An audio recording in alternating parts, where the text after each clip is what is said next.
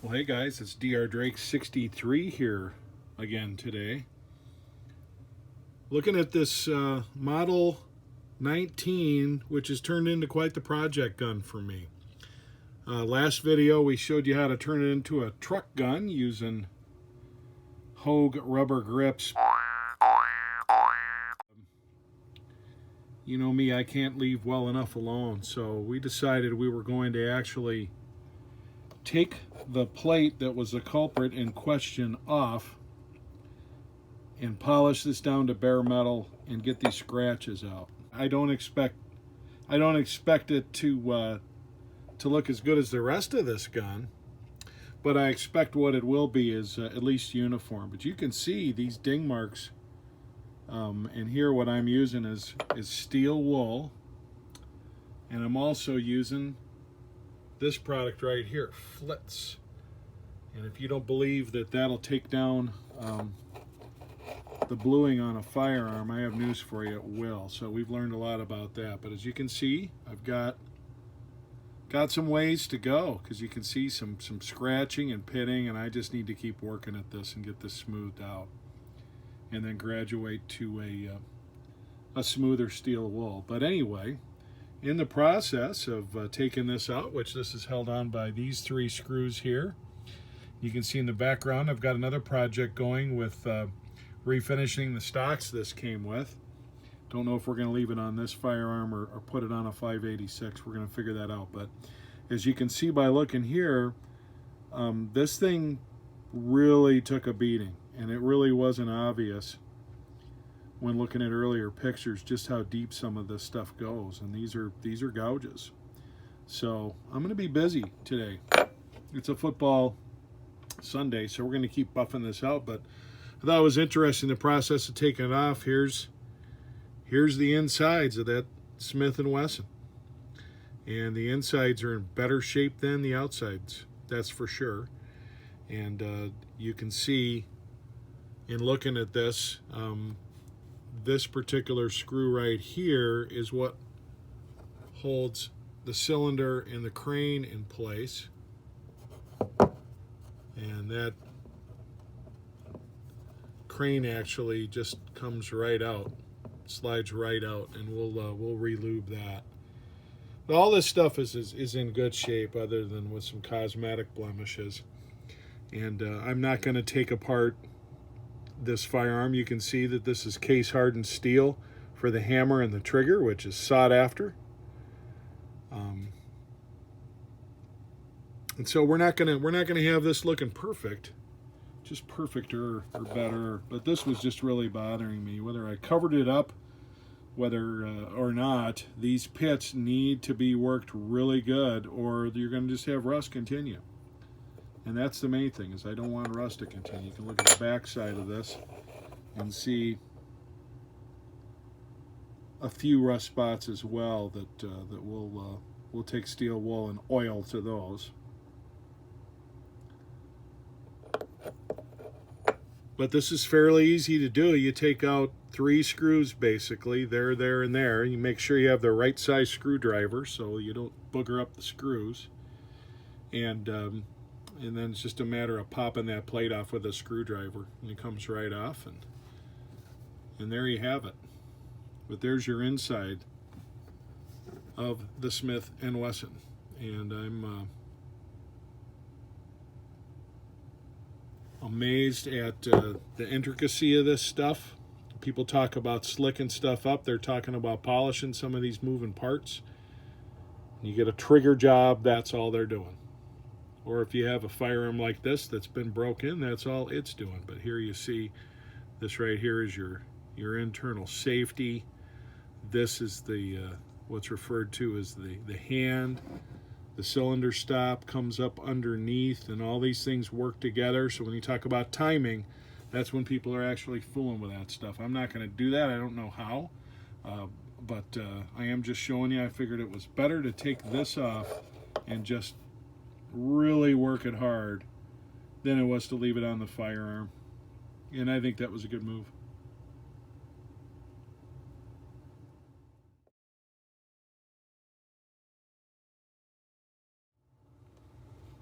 Okay, as you can see here, I've got down to bare metal on this piece. And where those nasty scratches were, they're still there. I mean, I would need to, you know, really just remove a lot of metal material to make this perfect. So this is not going to be perfect. I know that going in. We're horsing around, and I'm using my gun to help you guys learn some stuff. Look at it that way.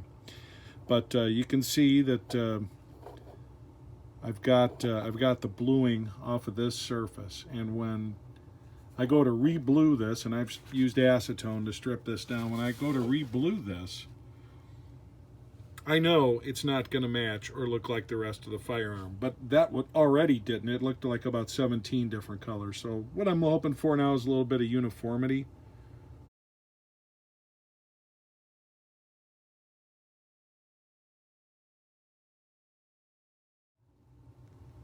I wouldn't be a bit surprised if at the end of the day, this thing that I bought and said, look, the bluing looks better, and it did, but it wasn't good enough for me. And then I said, hey, we're going to make it a truck gun, and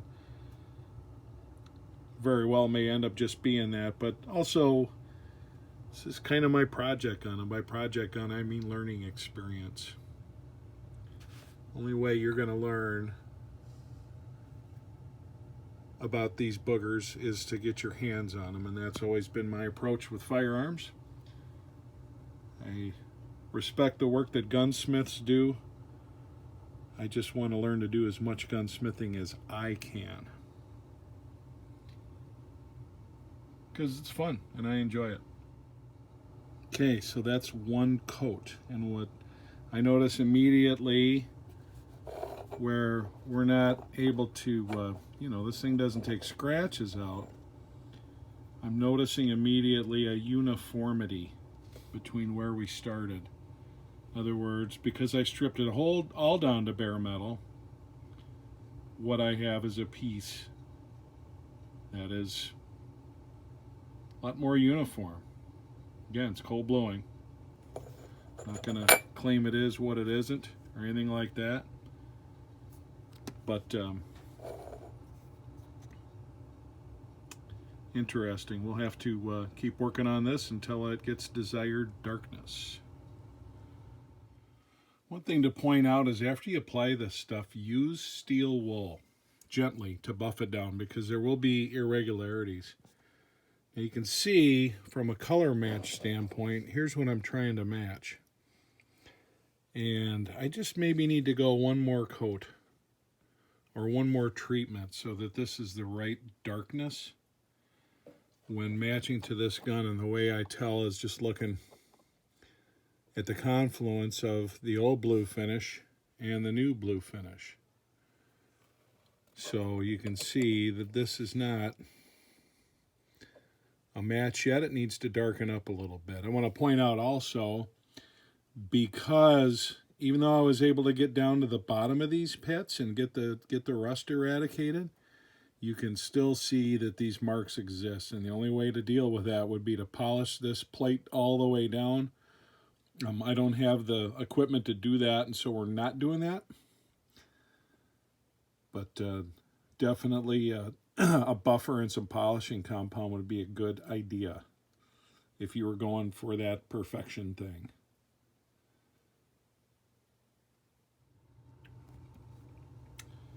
Okay, so you can see this plate right here, and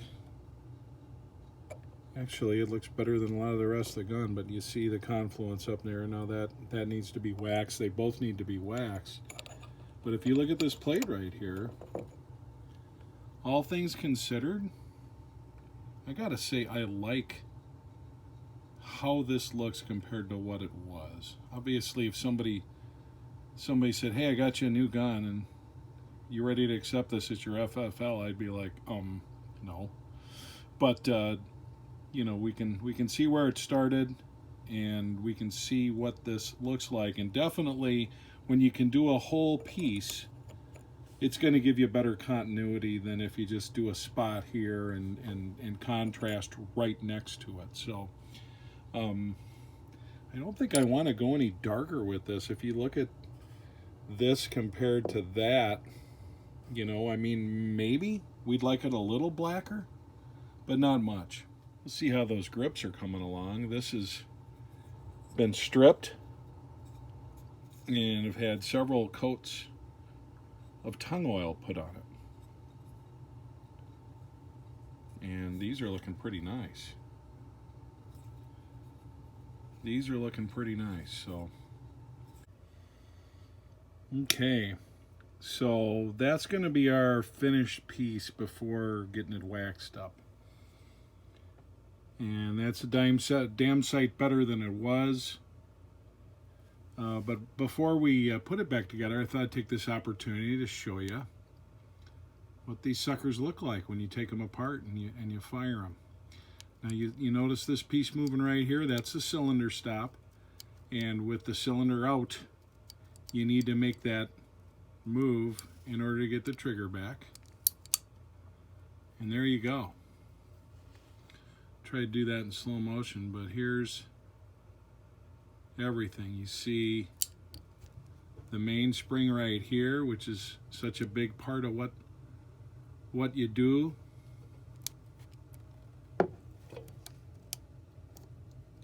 If you look, you'll see the hand raise up, and that rotates the cylinder into position. This little guy right here is basically the drop safety. And there's your trigger coming back down. You see that part moving right there? That's your sear. And there you go. That's how she works. That's how she works. So I need to I'll put a little bit of lube in there. Doesn't need much. It's pretty well lubricated in there. And we'll put this guy back together. See what it looks like. Now, a couple things to take note of. You can see that despite my very best efforts and number of coats, that this is not like a hot blue job. And I could spend all day. You kind of notice here the difference in the color, the sheen between deep blued and what's basically chemically treated colored metal. So, you know, going back to my original video, would I ever want to do a whole firearm like this or recommend this as a substitute for a hot blue? No. But it is interesting to see what kind of results you can get. And I've heard, like on, you know, shotguns, hunting rifles, something that you're not really looking for that beautiful blue job like you might be on a Smith & Wesson revolver, that this is a better product to use. But I came to the conclusion that I could just keep going and going and going, and I'm just not gonna be able to get a color match here. This is probably as good as I'm gonna get. So this is done a number of times, stripped down, 5 or 6 applications, and there you go. Now, you know, put the grips back on it, and, you know, fine and dandy. But this just leads me to believe more and more that you're going to be seeing a video at some point from me about this coming back from the gunsmith, having got it hot blued. Who knows? But I know that I'm not going to be able to do it myself. I mean, you look at the difference just from one side to the other, and you know, there's no point in kidding ourselves. And like I said, it does look better than it did. It was just all scratched up and gnarly as hell. But this is nothing to write home about. This is absolutely nothing to write home about, other than it's more uniform. So some of you guys watching might say, yeah, more uniform screwed up.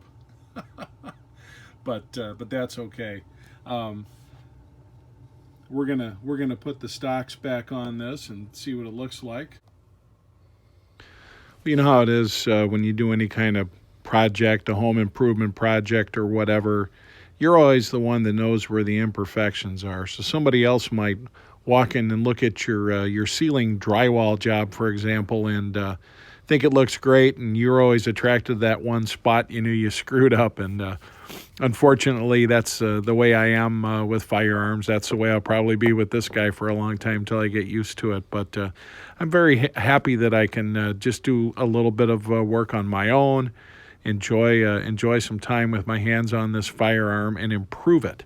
I have not perfected it, but that's never the case with home improvement projects for the most part. But I must say I'm very, very happy with the way these grips turned out and the overall look at the firearm. As you can see what it originally looked like, it was just very kind of ugly on that side, and slight improvement with spot bluing, but we found that when we took the whole thing down and just totally worked on that area, that really made a big difference.